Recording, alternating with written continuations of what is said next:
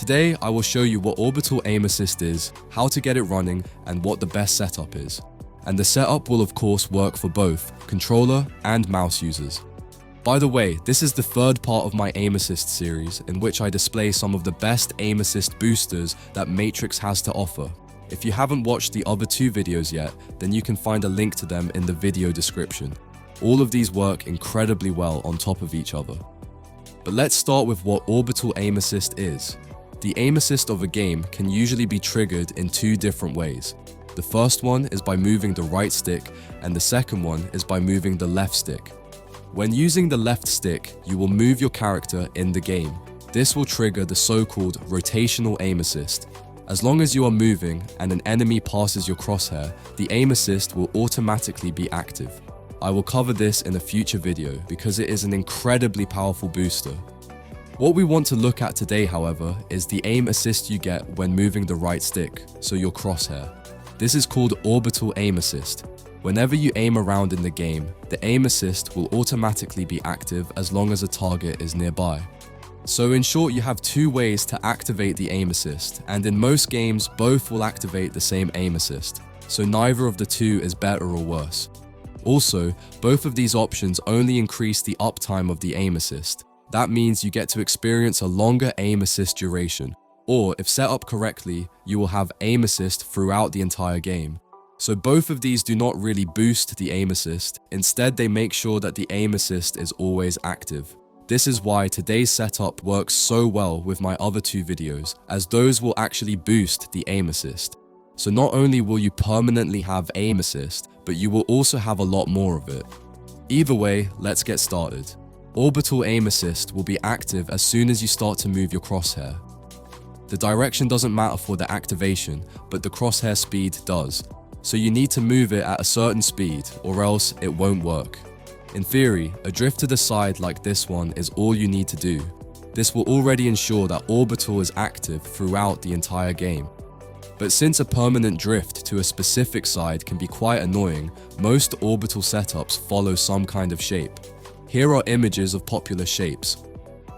All of these ensure that there will be no permanent drift to the side because the crosshair starts and ends in the same location. The thing is though, that Orbital is like a power switch. It is either on or off. There is nothing in between, so the shape is completely irrelevant as long as it activates the Orbital Aim Assist.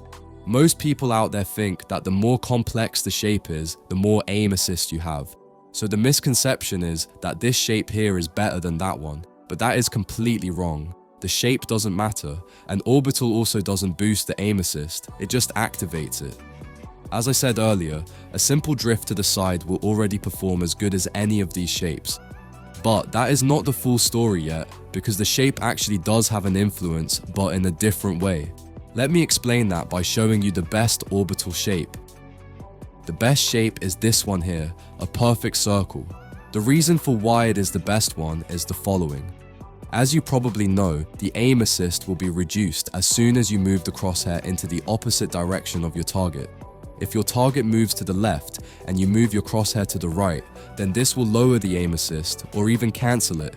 In short, the aim assist wants to drag your crosshair to the left, but instead you move it to the right. Since all orbital shapes move more or less in circles, there will always be moments in which the orbital will briefly spin into the wrong direction. By that I mean into a direction that is the opposite of where your target moves to.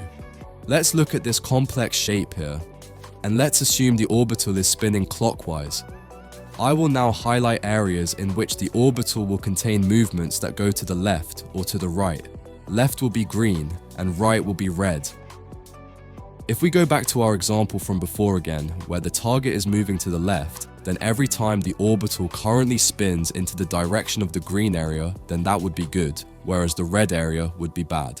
This is because in the red area, the orbital would move into the exact opposite direction as our target.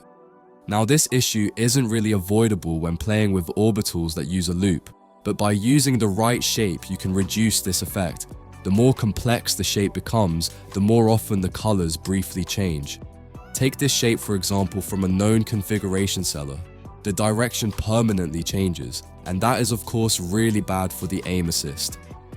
This is why a normal circular shape is the best. As you can see, the color only changes twice, so not as often as with the other shape. But that was enough theory. Let me show you how to set up this orbital. I will open my manager. In the video description, you can find a link to the copy and paste code. Copy the full code and go into your button bindings. At the bottom, press the plus button to create a new binding. By the way, the steps are the same for mouse and controller users. Next, you must click on the paste option at the very bottom. This will insert the binding into your manager. In the next screen, you must choose to what button you want to bind it to. Press and hold the button icon at the top for that. You can then choose what button you want to bind it to. You can, for example, select a controller button like the D-pad or the trigger. That way, the orbital could be active whenever you aim down the sights, or you bind it to your shooting button. Mouse users could, for example, select the left mouse button. This is the only setup difference for mouse and controller users, so pick a button that suits you. I will use the X key on my keyboard. Next, you must choose how it should be activated. I want it to be toggled, so I must change the activation in the following way.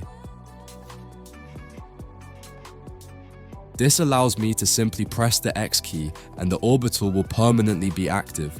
And when I press the key another time, it will be deactivated. This is the most popular way to use an orbital. Next, we can choose if there should be a condition for it, such as that the orbital only works from the hip or in the aim down sights mode. This is up to you. I want it to be active in both modes, so I won't change it. You can also bind it to a group if you want to. Once that is done, it is time to dial in the orbital. This is extremely easy and only takes a minute. Find an area in your game where enemies are moving around. Do not touch your mouse or sticks and just stand still. Let the enemies move through your crosshair. While the enemies do that, change the first value in the top left corner of your orbital. In the timeline, there are a lot of actions. What they do is to form a circle.